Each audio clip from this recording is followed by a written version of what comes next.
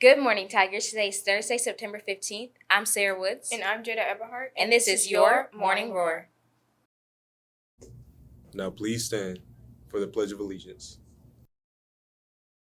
I pledge allegiance to the flag of the United States of America and to the republic for which it stands, one nation, under God, indivisible, with liberty and justice for all. We will now observe a moment of silence.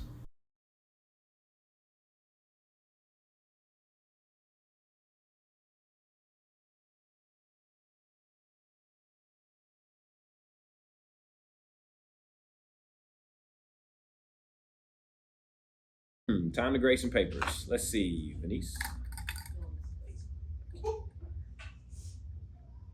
Oh, looks like a D.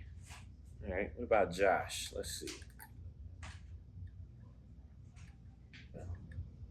He got a D as well. All right. Brianna, oh, she always does well. I'm just gonna give her an A. I'm just kidding. Teachers don't really grade that way. Well, at least I don't. But it did get me to thinking, how accurate is our grading? Perhaps math teachers are the only ones who can grade work and calculate that into a numerical and average. But what about the rest of us? And what happens when that final grade is posted and some people aren't happy about it? Sherry Mims was told that no student should have less than a 60 and was given a note by her principal that said to update the grades and let her know when she did. I asked students and teachers their opinions about this issue. It should be okay because at that young of an age, it's not really like, it's more on the parent and how hard they're on you about your schoolwork than you being on yourself, because you're at such a young age that you're not really prioritizing what you need to prioritize at that young of an age. I do not think they should be made to raise their grades. I think that at that young of an age, it's important to instill the idea that you need to work hard to get to understand the concepts they're trying to teach you, because those concepts you will add on, they will continuously add on to every grade. So if you aren't able to grasp the concepts at a young age, you're going to have a much harder time grasping the more advanced concepts in higher grades. I mean, oh goodness, they're babies. So to smash the spirits of a kid with a 0 is pretty rough. Depending on the school system, grades for younger students are downplayed, and for good reason. Kindergarten was actually invented by a German educator named Friedrich Vogel. In combining kinder, meaning child, and garten, meaning, well, you can guess it, Vogel believed that children are, quote, like tiny flowers. They are varied and need care, but each is beautiful, alone, and gorgeous when seen in the community of peers. He believed that children needed to be nurtured like plants and essentially allowed to learn through self-directed play under the guidance of a teacher. Of course, this is elementary school. But what happens when the stakes are higher? Let's say for high school, for instance. What needs to happen is the administrator, the student, and the teacher need to sit down and talk about if there's additional work the student can do, if there's an assignment that can be revisited. But I think the idea of just gracing grades with no work attached to them doesn't just diminish what that means to the student, but it also can affect that school's reputation, which ultimately hurts more students. You know, their grade goes down to nothing, and it's very demoralizing for a kid. So do I think that a teacher should be forced to do certain things? That's where it gets a little tricky. But I think every teacher needs some sort of policy to help kids be able to recover their grade. Most teachers focus on the ethical implications of the request more than anything. I think that any pressure from an administrator or an educator to change the grade that they feel that a student has earned is unethical. Oh, I understand the sentiment, but forcing a teacher to change grades is about as unethical as I feel it gets when it comes to the management of a good working environment.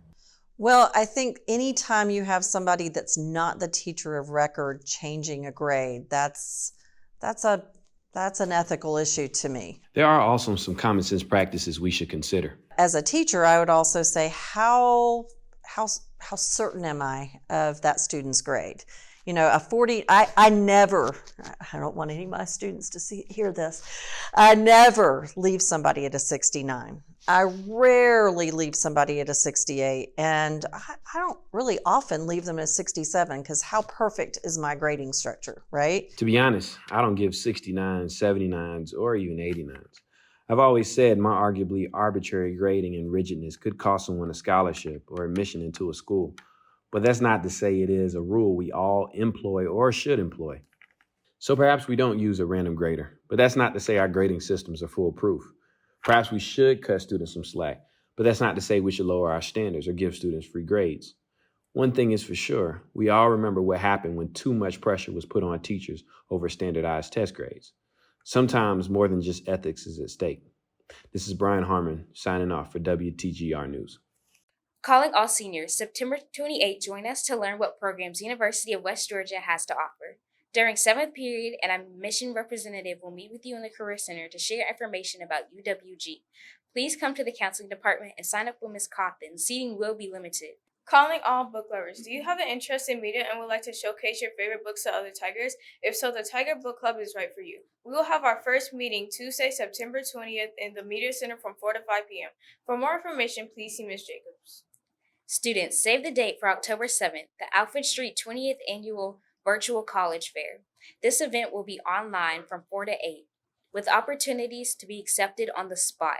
Please check with the Counseling Department bulletin board outside the Media Center for more information. Seniors, new scholarships have been added to FCHS Scholarship Database link. Please visit the Counseling Office website and click on scholarships for more information. Students, credit recovery contracts are now available. Don't wait to take this opportunity to get caught up. The Fayette County Marching Band exhibition will be held Tuesday, September 20th at 6 p.m. at the Whitewater High School Stadium. All 5 Fayette County middle schools will be performing. Tickets are $6 for adults and $4 for students and may be purchased on the GoFan under Whitewater High School. There will be an Interact meeting on Tuesday, September 20th at 3:50 in Miss Elliott's room 2326.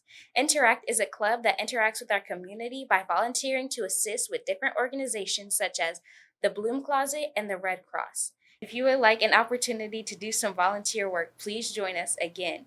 The meeting will be after school on Tuesday, September 20th in room 2326. Well, that's all for today, Tigers. Hope you have a great day.